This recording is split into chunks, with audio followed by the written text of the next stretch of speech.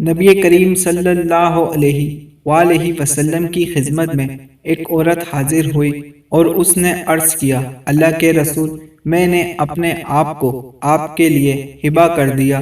پھر وہ کافی دیر کھڑی رہی اور آپ صلی اللہ علیہ وآلہ وسلم نے کوئی جواب نہیں دیا تو ایک شخص کھڑا ہوا اور کہنے لگا، اللہ کے رسول، اگر آپ کو حاجت نہیں تو اس سے میرا نکاح کر دیجئے۔ آپ صلی اللہ علیہ وآلہ وسلم نے فرمایا، کیا تمہارے پاس اسے مہر میں ادا کرنے کے لیے کچھ ہے؟ وہ بولا، میرے اس تیبن کے علاوہ میرے پاس کچھ بھی نہیں۔ آپ صلی اللہ علیہ وآلہ وسلم نے فرمایا، اگر تم اپنا تیبن اسے مہر میں دے دو گے تو تمہارے پاس تو تیبن بھی نہیں رہے گا، لہذا کوئی اور چیز تلاش کرو۔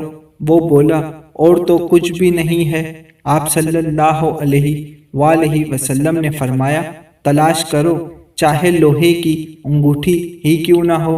تو اس نے تلاش کیا لیکن اسے کچھ نہ ملا، تو آپ صلی اللہ علیہ وآلہ وسلم نے اس سے پوچھا، کیا تجھے کچھ قرآن یاد ہے؟ کہنے لگا، ہاں، فلاں فلاں صورتیں یاد ہیں۔ ان کا نام لے کر اس نے بتایا تو آپ صلی اللہ علیہ وآلہ وسلم نے اس سے کہا، جو کچھ تجھے قرآن یاد ہے اسی کے یاد کرنے کے بدلے میں نے اس کے ساتھ تیرا نکاح کر دیا۔ جزاک اللہ۔ پیارے دوستو، آج کے دور میں ہم نے نکاح کو اتنا مشکل کر دیا ہے جس کی کوئی حد نہیں۔ آج کے دور میں لوگوں کے پاس شادی کرنے کے لیے پیسہ نہیں ہو پاتا، پھر اس کے اوپر اتنا حق مہر رکھ دیا جاتا ہے کہ بندہ ساری زندگی اسے ادا ہی نہیں کر پاتا۔